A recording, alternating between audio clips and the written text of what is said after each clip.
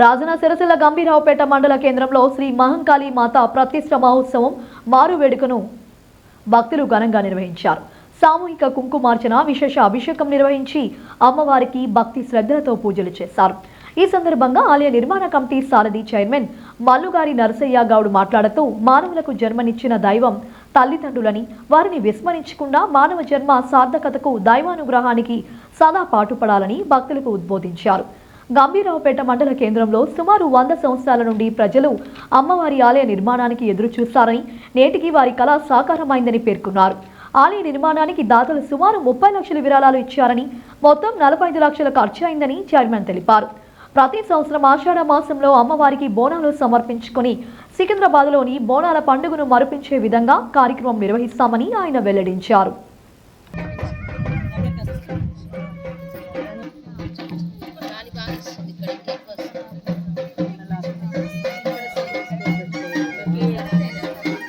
అయినటువంటి గ్రామ పౌరోహితుల ఆధ్వర్యంలో ఈ కార్యక్రమం సీదాగా కాకుండా భక్తి శ్రద్ధలతో అపూర్వంగా ఘనంగా జరగడం అనేటువంటిది చాలా సంతోషంగా ఉంది.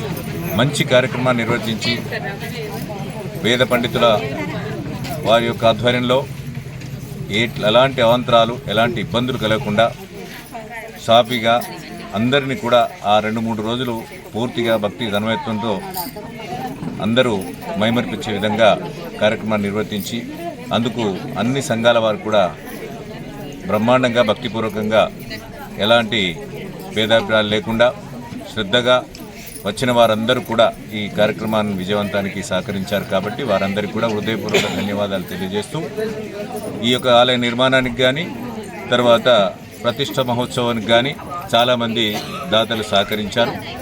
వారందరికీ కూడా పేరు పేరున ధన్యవాదాలు తెలియజేస్తున్నాం.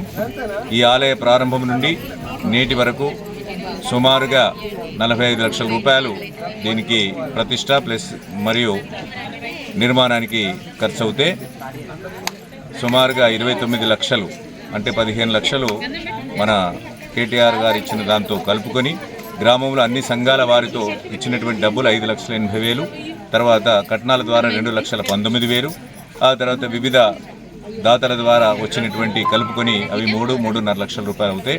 మొత్తానికి 29 లక్షలు సుమారుగా రావడం జరిగింది. 45 లక్షల రూపాయల ఖర్చు అనేటువంటిది జరగడం జరిగింది. అయినప్పటికీ కూడా ఎలాంటి ఖర్చులకు వెనుకాడకుండా అమ్మవారి యొక్క అనుగ్రహం ఉంటే, అమ్మవారి దయ ఉంటే అన్నీ ఉన్నట్లే అనేటువంటి భావనతో ఇలాంటి గొప్ప అవకాశాన్ని ప్రజలు మనకి ఇచ్చినందుకు దాన్ని నిర్వర్తించడం జరిగింది.